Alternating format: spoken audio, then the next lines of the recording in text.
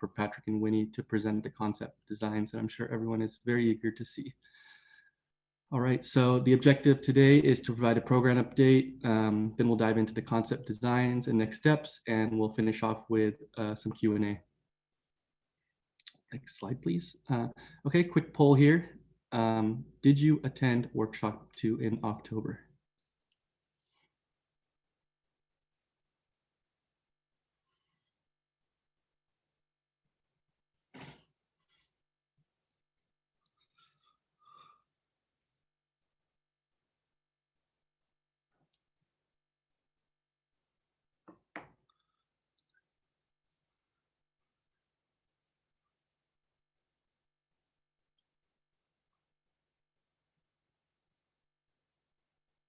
Okay, looks like we had 15 votes. Looks like slight majority for yes, for the yes, you did attend workshop 2. All right, so we'll move into the program information now. What is a living alley? So most of you know by now, but it seems like a lot of you are new. So quick introduction to what a living alley is. It is a pedestrian-oriented street designed to focus on livability instead of parking and traffic. So typically this means creating a street primarily for pedestrians and bicyclists, as well as space for social uses. It can be considered an urban living room, as in when you enter a living alley, you feel a sensation that you're in a lively, homey space. So the Living Alley program has transitioned from planning, and it's now under the direction of Public Works. Our team here will be providing implementation of this community supported vision. In workshop 1, we requested public input, and using our rubric for selection, we determined which alleys would receive improvements in the first phase. So the first phase of this program has $4 million from the Market Octavia impact fees, and full funding is expected to come online through year 2024. So essentially over the next 4 years, we'll be receiving a portion of the total $4 million. And based on how the funding comes in, here's our implementation timeline. And this is also based on typical design and construction durations. So today's workshop 3, you can see the dates of our previous 2 workshops. And following today's presentation, we're going to dive full speed into design. Full phase 1A construction of Ivy Street is going to begin on January 2022. And as construction for phase 2 is occurring and as more funding becomes available, we will start the design for phase 1B, Brady and Colton Street. All right, so Patrick is going to take over and give everyone an overview of the preferred concept designs. Great, thanks, Arun.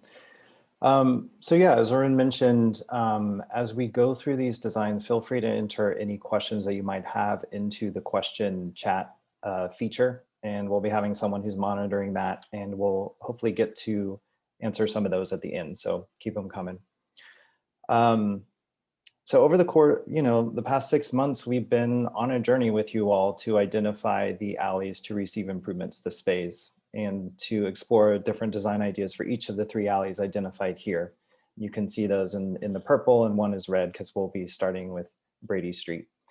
As Arun mentioned, we've done this through a series of selection rubric, but also a series of workshops and site walks and small scale outreach. And tonight is really the culmination of that work to celebrate the preferred concept designs that you'll see in a moment. And each embodies that idea of the urban living room that Arun mentioned by providing those small scale improvements and details that set the street up as that urban living room and not just a place for vehicles. And the designs that you're going to see tonight reflect stakeholder feedback along with site and budget constraints, as well as room for future community-led improvements, which we'll go over at the end of the presentation. So we'll start with Brady Street, which is located in the south of Market, and it provides that link between Market Street and Otis Street.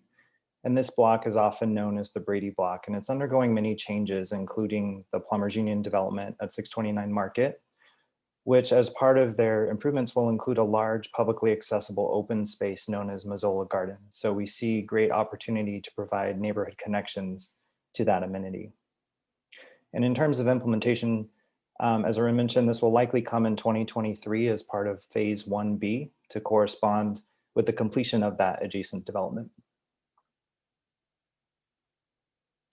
And so back in October at our second workshop and November site walk, the community was shown two potential concepts that overall increase planting, permeability, lighting, and traffic calming. But one specific element that we pulled all of you on was a scheme advanced by the idea of the Market Octavia Plan Amendment, which is this raised intersection idea at the intersection of Brady and Colton. And so as you can see, general feedback favored this design element. So that's kind of the direction that we went. And then other elements favored by stakeholders were infill tree planting, decorative paving, a corner planter, ped scale lighting, and raised crossings. So we took all this feedback into account and we started borrowing elements from both of the schemes to come up with a preferred concept design, which you can see here. And so Brady Street, as this living alley, is really envisioned to be a calm, safe, and green neighborhood connector, both in terms of access to open space, but also to Market Street and potential development sites like 33 Goff to the west. And so in this way, Brady Street is providing that strong secondary pedestrian network that living alleys are so known for, and that's their goal. And it weaves through the block with places to enjoy along the way. So we can take a closer look at this preferred concept by taking a walk from left to right from Market to Otis Street. So as you enter the alley from Market Street, and I'll try to point with my mouse, you do so across this raised crossing, which provides a natural gateway into the alley while also providing vehicles exiting onto Market an indication that this is a pedestrian crossing and they're leaving the living alley realm. And this overall concept keeps the sidewalk and roadway structure basically as it exists today, but it improves upon it by introducing the enhanced greening, including the infill tree planting that you see here with larger tree wells for increased tree health. And it also introduces special paving within what we call the furnishing zone of the sidewalk, and it's the area between the curb and the main path of travel. And we envision the space with some sort of high quality unit paver that will offer detail to look at, but also offer options for greater permeability. And so within the roadway, you can see that parking alternates per block, switching sides here at Stevenson Street. And this is really a way to calm that through traffic, which may be cutting through from Otis to Market Street, which was one thing that we heard from the community, that oftentimes cars are zooming through here to make that shortcut.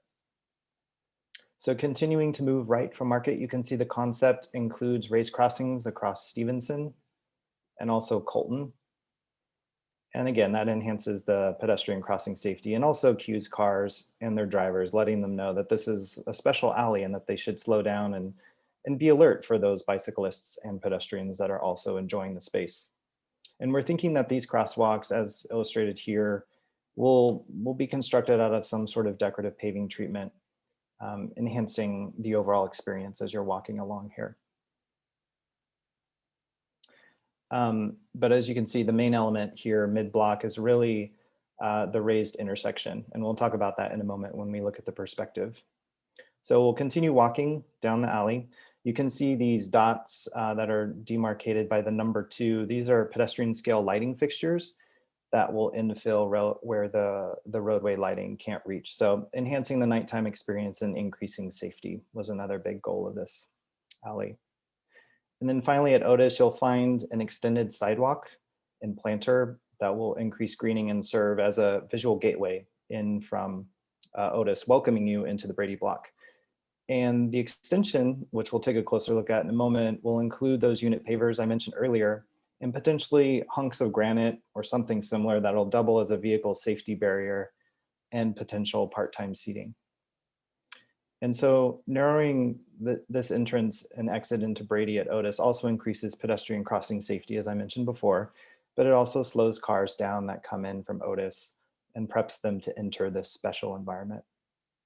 And you'll notice some additional planted area at the corner here that before we had a little bit more of it, but we've consolidated it into areas with the most impact, which increased that green space and remained a top community priority throughout the outreach process. And so as we go down to street level in this perspective, you can see what the alley might look like. And this view is from Colton Street looking south towards Otis. And on the left, just out of frame, will be Mozzola Gardens, that public space amenity provided by the Plumbers Union development that I mentioned. And then on the right, Colton links up to the western areas of the hub neighborhood. And you can see in this shot, the raised intersection kind of marking this node of connection at midpoint of Brady Street and elevating it a little bit. And the intersection, like the raised crossings, will have that 3-inch lift designed to calm traffic while still maintaining stormwater control function by a shallow curb. So it elevates it just a little bit to have it stand out from the standard roadway. And it will have a decorative concrete and probably a radial design. The design shown here is still conceptual, so we're still figuring that out as we enter the detailed design process. And this rendering also shows the pedestrian scale lighting, which will probably be of a modern scale or a modern design that will provide additional nighttime safety and visibility. And just as a caveat, while we're not proposing to close any portion of the roadway, surrounding businesses and residents would always have the option to repurpose this node specifically temporarily for any outdoor events or programming they would like to see for the area. That was one thing that we heard in this process, but also for the adjacent development processes. So it serves both as a visual marker of Brady Block, but it can also serve as a stage for some fun programming and activation. And as I mentioned earlier, there's interest in creating a narrower entry into Brady off of Otis, as well as by providing a sidewalk extension along the eastern sidewalk at the corner. And this plan enlargement and section illustrate this extension, which would probably be roughly 6 feet as we've illustrated it. And it not only necks down the entrance to the alley to slow cars coming in and out to Otis, but also provides that informal space for additional greening with corner planters, as well as some programmable space for sunny lunch breaks, impromptu outdoor meetings, or other uses within the sidewalk extension. And in terms of materiality, again, we're thinking about those high quality unit pavers that would mimic the paver strip on the opposite sidewalk and would also bracket the Otis Street entry, adding some interest and invitation to visit the core Brady Block to help draw people in.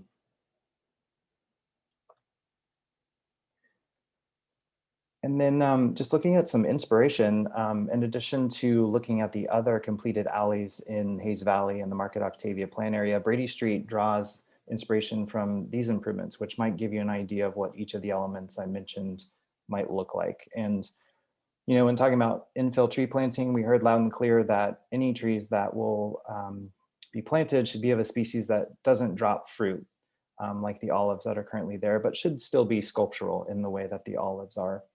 And that lighting and paving and other elements should be in a modern, clean, easy to maintain style, befitting the hub neighborhood in Brady Block, which is a mix of residential and commercial.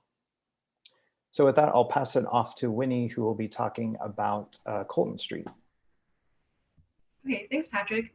So Colton is a cozy one-way alley branching off of Brady, opening onto Goff. We selected Colton because of its good paving condition, its location within the Brady Block to provide pedestrian-oriented connections to Goff and other future development sites, and its potential for community-led facade art, decorative paving, and lighting improvements. Colton was also identified in the hub plan for design improvements. Next slide, please. During our last workshop, we presented 2 concepts for Colton. Concept A was a shared street design, and concept B was a partial ped-only street design. Based on feedback following the workshop, we learned that there's a preference for the partial pedestrian-only street design, as seen in the pie chart and the bar graph for top 3 preferred elements. We've also learned that there's a lot of interest in ped-scale lighting and decorative paving for Colton. So taking that information back to our interagency team, we started looking at the technical access challenges such a narrow street provides. We realized that a shared street wasn't viable, nor was a permanently closed street to vehicles. However, some other elements the community voiced their opinion on, such as the ped-scale lighting, decorative paving, and raised crossings can be incorporated here. Next slide, please. So for Colton, we wanted to keep it simple and tease out the strengths of the alley as a programmable, pedestrian-oriented link to Brady Block's public space amenities in the hub neighborhood as a whole. The team identified opportunities along Colton to introduce elements that keep clean sightlines down the entire alley. Starting at Brady on the right side of the screen, the raised concrete intersection and crosswalk from the Brady concept would transition back down to the roadway and meet decorative paving that continues to the end of the alley. As mentioned earlier, the roadway asphalt at Colton is in good condition and would be eligible for decorative asphalt treatment.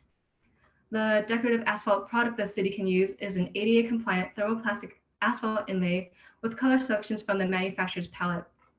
The paving design seen here is a mock-up of what the alley could feel like, but the exact design is still TBD. The Psycho City spelled out in graffiti typeface alludes to the guerrilla mural history of the area, which could be echoed in the decorative paving design or in community-led mural and fence art designs. The narrow profile of COLTON presents an opportunity for community-led alternative lighting improvements overhead that could be strung across building faces, extended poles along the parking lot fence, and existing light poles. Another raised crossing at the end of COLTON at Goff creates a safer pedestrian experience where vehicles exit COLTON and turn onto Goff. Where possible, we would also look into introducing more ped scale lighting in the alley. Next slide, please. And looking at a perspective rendering of COLTON and comparing with the existing photo on the left, you can see how colorful decorative asphalt treatment could create a pleasant pedestrian experience in this intimate alley. Paired with community-led efforts for alternative lighting, we see an opportunity for this design to help draw more of the color and artistic character that's already there in COLTON and serve as a vital pedestrian connection into the core of BRADY block. Next slide, please. And onto our inspiration board for COLTON, you can see an example of the decorative asphalt paving in number 2. This photo is from a local installation at Polk and Fern, utilizing the thermoplastic asphalt inlay product we mentioned earlier. You can also see some similar elements from the BRADY inspiration board that continued into the palette for COLTON, such as the ped scale lighting and the raised crossing and raised intersection. Numbers 5, 6, and 7 are examples of potential mural, fence art, and alternative lighting the community can pursue using our team as a resource, a process we'll discuss at the end of the presentation. And with that, I'll pass it back to Patrick to talk about Ivy. Great, thanks, Winnie. So we'll jump into the Hayes Valley neighborhood now. Ivy Street between Octavia and Laguna. It's capped by retail on both ends, but it's primarily nestled within a residential area with many garages and front doors fronting directly onto the alley. And it already has, you can see from the photo, kind of that vibrant neighborhood feel and tree canopy. So the idea for Ivy Street was to accentuate and amplify the opportunities for neighbors to come out and enjoy this space, their front porch, while still creating a calmer and safer alley in terms of traffic. So in presenting the concept designs for Ivy Street, most respondents liked the idea of having a mid-block living zone in addition to amenities at both ends. And top priority elements included a corner plaza at Octavia, that living zone, ped scale lighting, decorative paving, and also infill tree planting wherever possible. The design itself focuses on providing more programmable sidewalk space at each end of the alley, the Laguna end and the Octavia end, while also providing that living zone mid-block. And if you remember, this was a concept advanced by the Living Alleys Toolkit in 2015 to give a space for a little bit more intensive activation that the neighbors could have if they so choose. So starting, we'll take another walk, this time from right to left, starting at Octavia. You can see a corner sidewalk extension that forms a space for movable tables and chairs, bike parking, or other elements, likely supported by the adjacent retail. And again, we see some sort of cube seating or granite blocks that will serve to keep vehicles from jumping the curb. And the sidewalk extension integrates with a raised entry at the mouth of Ivy, providing that sense of arrival and traffic calming, and would be similar to what already exists in Linden Alley at Goff right now. And it's, again, it's a prime spot for decorative paving as well, just to elevate that entry experience. So it could potentially be another instance of colored concrete. So walking westward toward Laguna, you'll notice that parking again switches sides mid-block, a move designed to slow through traffic down and provide a slight visual shift in vehicle lane just to keep things interesting. And also keying in drivers that this is a slow residential alley. And then mid-block, kind of at the seam of the two images there, you can see that living zone, which provides for now just a visual space for any programming the neighborhood might want to do here. And if it's not programmed, it's still going to be a decorative element, kind of this mid-block gym, It'll again have decorative paving and tactile strips on each end of that paving to help keep drivers from speeding down the alley while still providing that visual interest that I mentioned. In this area, one of the concepts we advanced last time and spoke with you about was it would be raised to sidewalk level. The preferred concept would be flush with the roadway. And again, might be host to, depending on the neighbor's interests, movable tables and chairs, just an informal place for conversation, street games, and other neighborhood-oriented programming. And again, denoted by the number 2 on the south sidewalk, pedestrian scale lighting would be installed along the length of Ivy, increasing nighttime visibility and safety. So moving to the Laguna end, infill tree planting of ginkgos to match those that are currently there will help create a continuous canopy with some autumn interest with their yellow leaves. And there might also be the potential for decorative asphalt paving inlay and alternative lighting at the Laguna end. And that'll create a special cap to the alley and a natural transition out onto Laguna. And as Winnie mentioned, for Colton, the string lighting here also would be provided as a community-led improvement and would need coordination with the adjacent properties. And this concept also re-envisions that existing sidewalk extension on the south side as host to amenities where none currently exists. And so this, again, might include some cube seating and potential bike parking or other activation on these unit paver pads where planting currently does not exist. So right now it's just a planter. We think we can do a little bit more with that. And then finally, at the Laguna end, the alley is capped by a raised crossing.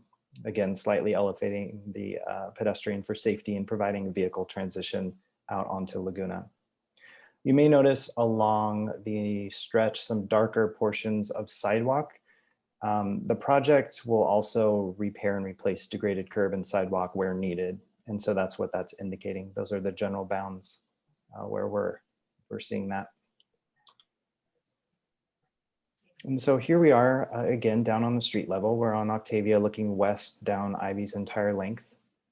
And Octavia's entry into Ivy is punctuated by this decorative raised entry and corner plaza sidewalk extension that I described in the plan view. And this creates more of a gateway into the space, as well as providing that, that slowing down of traffic as they turn into the alleyway. And also gives space for activation supported by the retail uses along Octavia. And as illustrated here, that could include some movable seating, permanent leaning rails on the Octavia street frontage, and also a planted area via a planter. And so looking further down the alley, you can see a bunch of people having some fun. Those are the neighborhood-based activities that we're talking about. So bike riding, street games, and socializing. And on the kind of by the white Prius on the right side of the street, you can see one of those ped scale fixtures, which better illuminates the alley in conjunction with the existing roadway fixtures, which we're not going to touch. And so we'll go back to the Laguna end. I mentioned at this end lies an existing sidewalk extension and is currently planted with really nice ginkgos. The design seeks to extend its amenity to the neighborhood by planting additional ginkgos on the opposite side where there are empty tree wells to match. And also by providing additional utility of the space by providing amenities within the extension. And you can see this section from the crosswalk looking down the alley. On the right side of the section, you can see that extension is now a place with useful amenities, including some seating, understory planting, and the potential for additional bicycle parking or other programming. And note too, the raised crossing that subtly separates the vehicles from pedestrians, again, increasing that safety and slowing down cars at the Laguna intersection. And so in terms of inspiration for Ivy, there's a lot of familiar elements here, just as part of the Living Alleys palette. And you can see examples of those infill ginkgo trees, the corner plaza and planter I mentioned, as well as that decorative asphalt inlay for the roadway surface that Winnie described for Colton. You can also see examples of what a living zone might look like, as well as what kind of site furniture types that could go in the amenity zone at the existing sidewalk extension on the Laguna end. So those are the three concept designs for the 3 alleys. I would like to take a moment to talk about the community-led improvement process because that was of significant interest at our last workshop. We know that there are several elements that embody a great alley, but which the city cannot implement, and that's because it touches private property or requires a partnership with private property owners.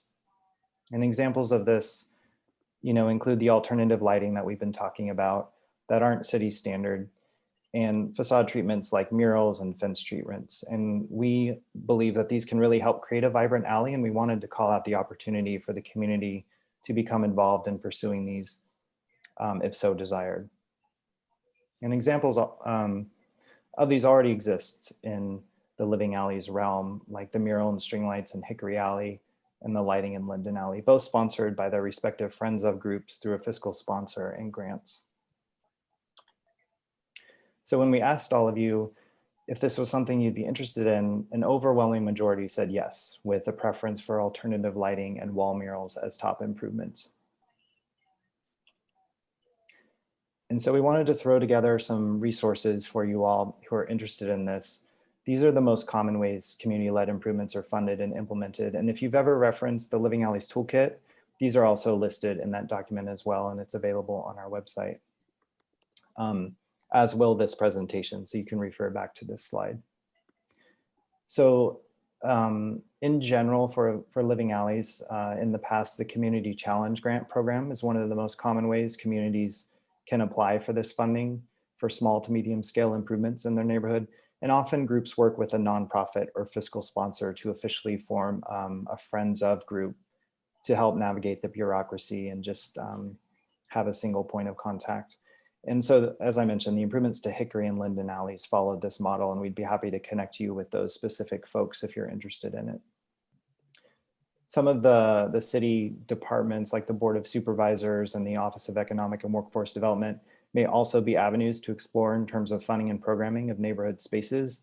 I think, just given this unprecedented pandemic time that we're in, I know they have their hands full just trying to keep businesses open, but I'm optimistic that these opportunities to fund these community challenge grant type projects will again happen. So next steps.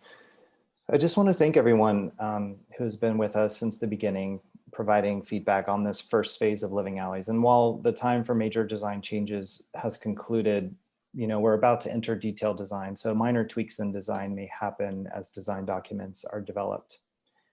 And additionally, as we reach implementation over the coming years, as Arun mentioned, the project management team will be keeping lines of communication open with all of you to communicate implementation schedule, duration.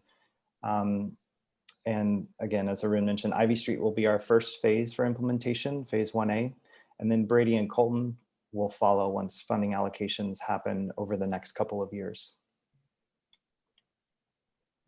So again, thank you for your attention tonight. Feel free to contact us at any time or visit our website for more information on the program or to view our past workshop materials and presentations, including this one. We'll try and get that up there tomorrow. And we'll go ahead and open it up to any questions people might have. Hi, Patrick. Rosemary has had her hand up. I don't know if, are we taking live chat or just? I think the way that this is set up is a webinar, so I'm not sure that participants have the ability to actually speak. So if you have a question and you're able to, please enter it into the chat function of the program. So Rosemary, I do see that you did write a question, so I'm gonna read that out. And the question is for Ivy, I see that you propose alternative lighting as a community project. How can residents get specific ideas and cost estimates for this project? Great. Excuse me. I would encourage you to. Right at the time you had the resources page there. So that's great. Yeah. Yeah, I think, I think the first step is it's great that you've identified that is an improvement that you'd like to pursue. I think the next step to get an idea of what others have done is to talk with the folks at Friends of Hickory and also Friends of Linden.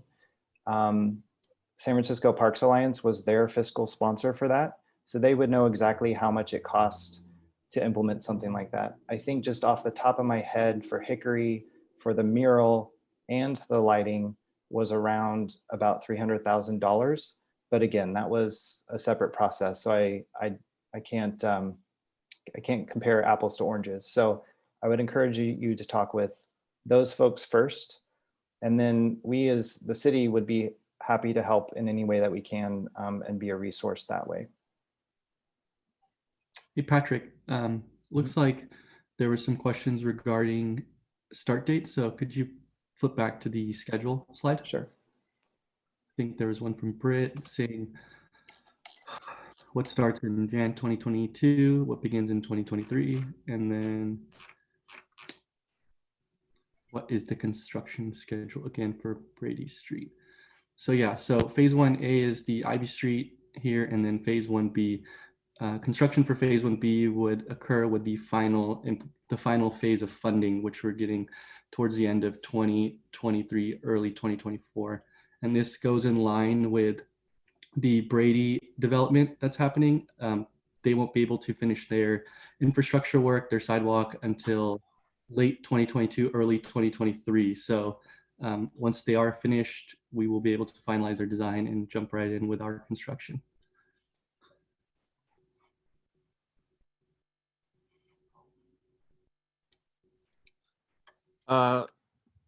So let's see, there were some other questions. I'm going down. One had to do, let's see, sorry. Will the raised paving, this was talking about Colton, about Brady, that intersection. Will the raised paving be flushed with the curb returns? And I know that it's not exactly, but do you want to explain further about that? Sure. Right. So there's a lot of consideration when considering a flush condition, and we're kind of hitting a happy medium. We've been working with the project team, which is comprised of MTA and also our accessibility coordinator. And for a traffic control point of view, the intersection works best with a 3-inch lift. And then from a hydrology point of view, just so all the properties are protected from any sort of storm water runoff in a 100-year storm or a really substantial storm event, kind of like what we're having right now. We do need a little bit of a curb to do that. So we'll still have the regular curb ramps, those ramps down from the sidewalk across on the crosswalk like a normal sidewalk, but they won't be as high. So it'll kind of be an in-between raised intersection condition.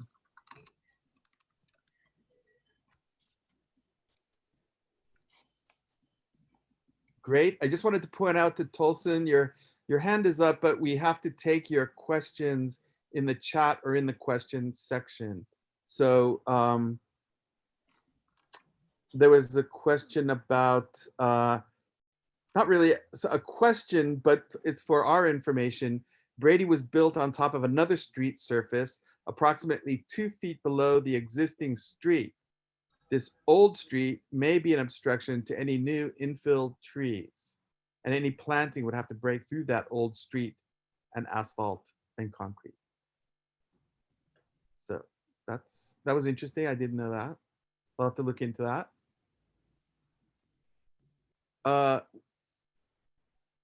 We did have comments from Mark from SFPA. SFPA has a proposal for decorative asphalt down Stevenson Street between 6th and 7th with city approved colors from Asphalt Impressions, but MTA DPW mentioned this would not be possible. Mark has seen it completed on Fern Street, and the proposal that we're proposing. Any idea how to get this approval process going? So, I mean, I believe that it's on a case-by-case basis, and there are degrees to which this asphalt treatment can happen. So, and a lot of it is tied to do with maintenance. Yeah, that's correct. We need to get approval through our Public Works Maintenance Yard. The concern being that if we do whatever we install, many years down the road, if we have to cut into it, for some utility upgrades or improvements, that we can restore it to what it looked like when we first installed it. So that's one of the big concerns with any sort of asphalt impression. We need a complete buy-in from the public works yard, along with funding to go along with it, to continue the maintenance for the many years to come. And hey, Mark, I was just curious. I know you worked on Hickory, so was curious about the cost of the string lighting, if that was something that you might be able to provide for this forum. If not, that's totally fine.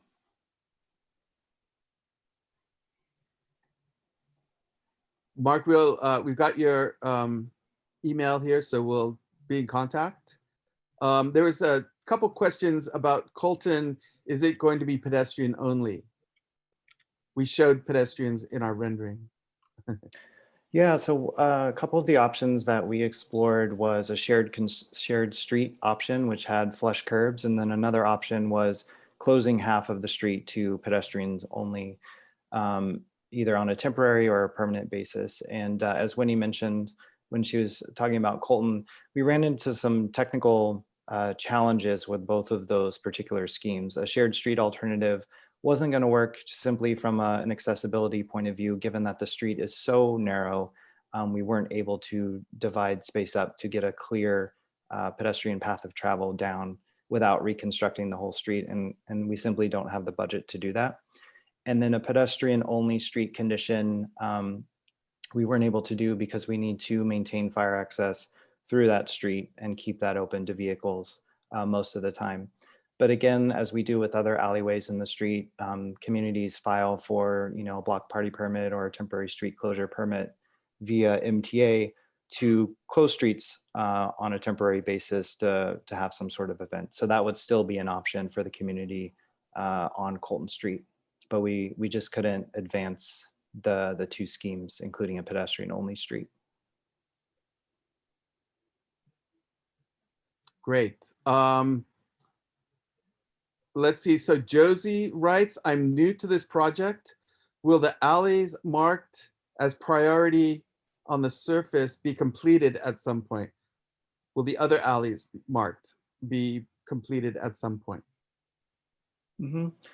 Yeah, I think this is the first phase of the alley. So we have a pot of money through IPIC funds, through the Market Octavia Plan Area funds, where new development pays into a pot of money and we get to use that for public realm improvements. We have a very limited budget for this round, but we're optimistic that we will continue to get funding as development comes online, and we'll be able to implement other alleys within the area. The great thing about this process is that, we've vetted all the alleys with you. So at least in the near term, we have kind of a priority list of where we want to go from a public works led project perspective. But I also want to say that the community can get involved too. If there's an alley that you want to form a group around and raise funding for, and it's a lot of work, but that's obviously continues to be an option for the community to do so as well. But we're optimistic that we'll be able to get more alleys online within the coming, I would say decades. The funding is slow to come, but over the next few years, more to come. Great. The follow-up, what are the ADA rules for sidewalk width? So it's 4-foot minimum clear width for ADA path of travel. But if there's room for 6 feet so that 2 wheelchairs can pass comfortably, that's preferred. On Colton, it would have to be 4-foot minimum if we were to change anything. A lot of comments about great presentation. Thank you. I love it. Thank you for a great presentation. Just wish we could have more living streets everywhere. The concepts look nice, and it seems you diligently incorporated our feedback in thoughtful ways. So that's good to hear. Thank you. The couple questions. Will the city assess the condition of existing trees on Ivy to determine if they should be replaced? Yeah, excuse me. So as part of the project, we've been out on site with Bureau of Urban Forestry to do some site walks and discuss the trees on Ivy. So as part of the design package, We're likely not proposing removal of any trees. They all seem to be in good condition, but we'll revisit that when it comes time. Ivy specifically, as we mentioned, will be a first phase of the design development. So we'll be visiting this in the near term and assess all the trees along Ivy. Great. Will driveways be accessible during construction? I can answer that one. Yeah, so driveways will be accessible during construction. There may be a short period of time where the driveway may need to be blocked, but the contractor at the time will ensure proper coordination, and you will have access via plates being placed down should you need to enter and exit during a wet pour of concrete. But short answer is yes, you will always have access in and out of your driveway.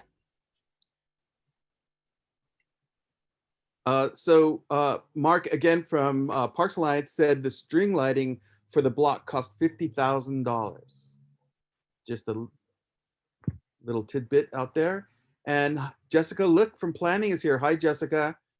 She has a comment about the asphalt, and it might be due to the location of the color asphalt. There is a different regulations between roadway versus crosswalk. SFMTA would know more. So we have been in discussions with MTA, so we'll move forward with that. Barbara asks, any idea how many parking spaces will be lost on Ivy? That's an issue for some residents, although not for us. We support the plan without reservation. Yeah, thank you for your comment. I think, as we were doing the site walk, that became and is throughout San Francisco a huge concern that people will be losing their parking. And we've tried to minimize that wherever possible. But we're also hearing folks saying that they want more amenities on the street and a richer public realm. So right now we do have counts. We're still in the process of getting existing counts, given that there aren't ticks on the street denoting parking, and there's some informal parking going on. So we're continuing to work with MTA to nail down a number just so we know how many we're losing or gaining in some cases, and where that's going to be allocated along the street. So we're still in process. I think Ivy specifically, just off the top of my head, if I'm looking, I think there's probably 2 to 3 spaces that would be removed. The beauty of swapping sides of the parking in this diagram is that the south side is relatively unencumbered by curb cuts. So that gives us a little extra real estate to place vehicles. So that ties in with a question that we had right there. You just answered that. The parking is switched on both sides of the street on Ivy intentionally as a traffic calming feature. That seems to be all. There's another comment, Mark, from Parks Alliance says, byebyefreeway.org is a new community effort regarding the commemoration of the Central Freeway, which will include proposed lighting concepts for neighborhood alleyways. Okay, that's it. I believe that is all of the questions and comments that that we have so far. Yeah.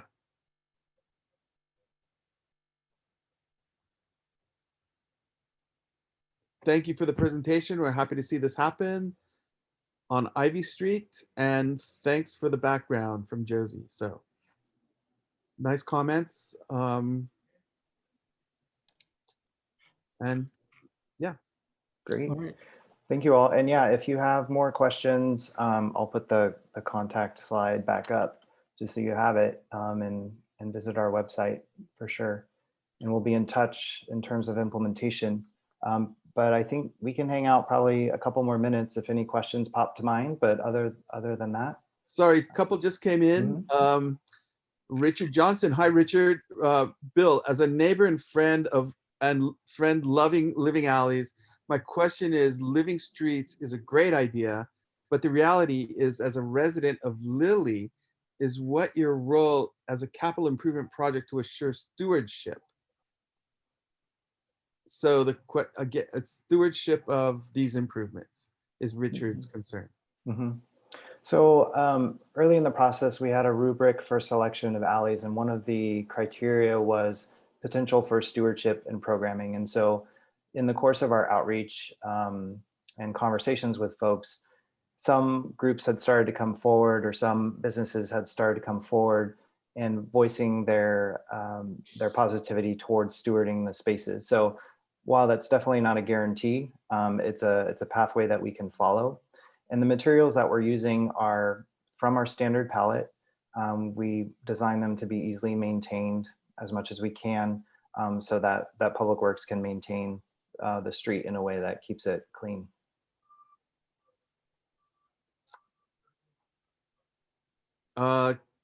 Great. Who do we reach out to voice concerns for those who are unable to attend tonight? Hi, yeah, that would be me, Arun Bhatia, project manager. My email is there and my phone number is there. So if you have any questions or concerns, feel free to email me or call me. If I don't answer, leave a voicemail, and I typically will get back to you same day or next day. Any questions or concerns you have, yeah, feel free to reach out anytime. And then Lauren says, nice presentation and appreciate all the listening you did to develop these street improvements. Many thanks. Oh, Rosemary just came in. Is there any plan for loading zone or handicap parking? The last parking on Ivy on the right closest to Laguna should be eliminated, as it's a major hindrance to entering the garage at 580 Laguna. Can the residents provide input background about this? Yes, and I would encourage you to contact MTA for any parking changes or requests for accessible or loading areas. Those requests are generally requested by the residents and commercial business owners as well. We'd be happy to pass that along to our interagency team as well, just so it's on their radar.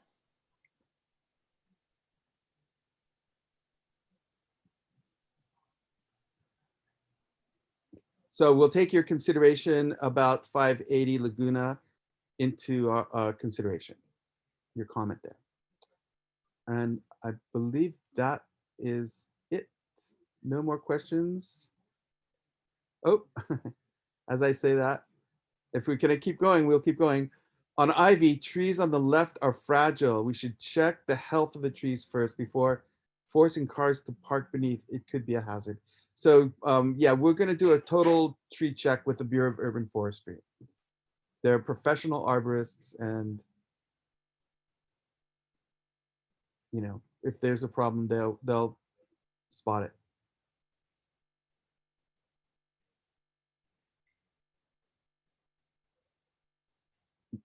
There we go. I don't see any more chat or questions.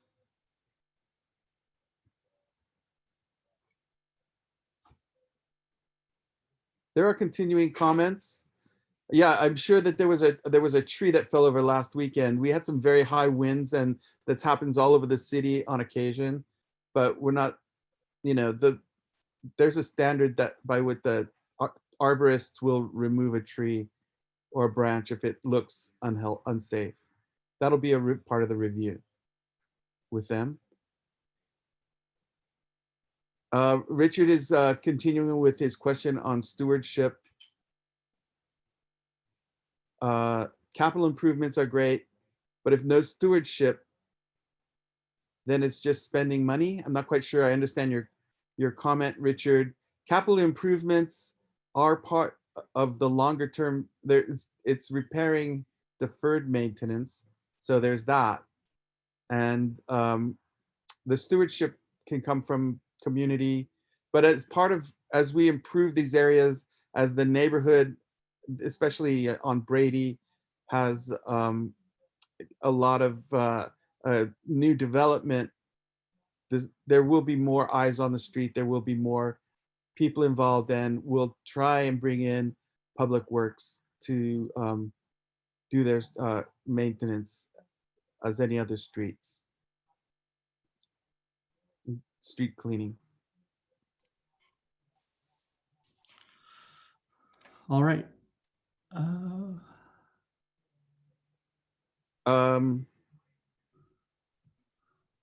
So we went over the changes for in store for pavement on Ivy. If you mean, there are some sidewalk repairs for Ivy planned. So that was gone over. And this plan will be online. And if you look on the, you can see it's colored in where there will be proposed sidewalk replacement. And if you're referring to the asphalt, the roadway paving, as you know, it was recently repaved, so we're not going to mess that up. We're going to use that to our advantage, and the decorative asphalt treatments that we are proposing can be done after it's been repaved. So not a whole lot of repaving of the roadway.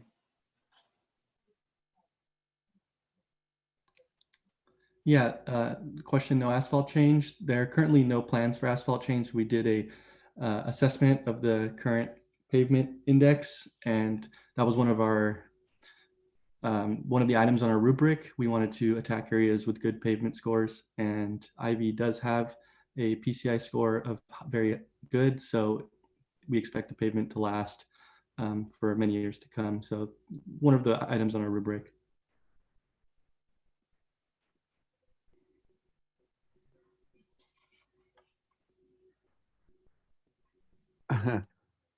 Tolson is asking, will there be semi-permeable culverts on each side of the street to water trees? I don't know if you want to talk about that. We had talked about stormwater treatment in these areas. Patrick, do you want to respond or? Yeah, are you referring to the stormwater planners that we had presented before, or? I think that was what the question is. Mm-hmm. So we needed to look into more detail in terms of how large these needed to be, and it's a great idea in theory. Sometimes it takes up a little bit more curb frontage than we wanted for these living alleys. And another consideration is the maintenance and the cleanliness of it. And I think obviously we can do our best to keep it clean, but it just didn't seem like a high priority element that the community wanted to see at this time. So we decided to elevate other elements that we heard more support for.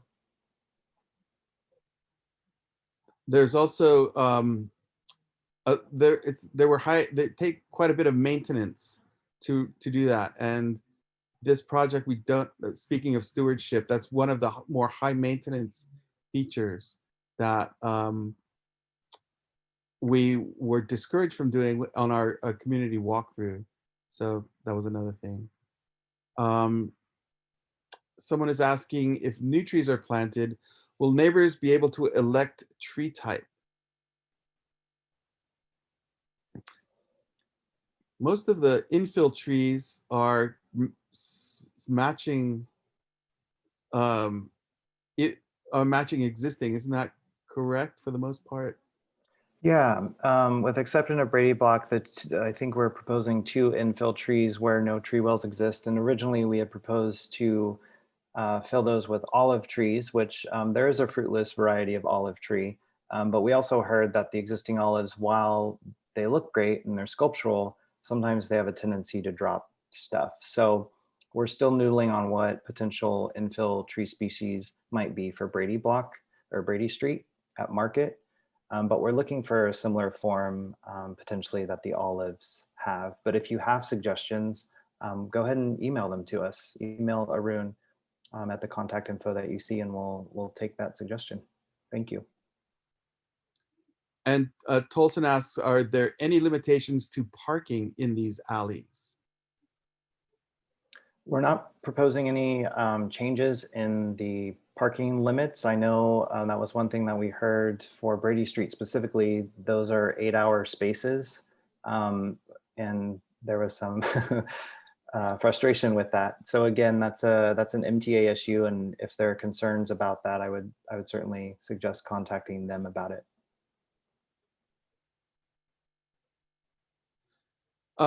So Tolson writes again, mostly these living alleys are closely grouped in the center of the Market Octavia plan area.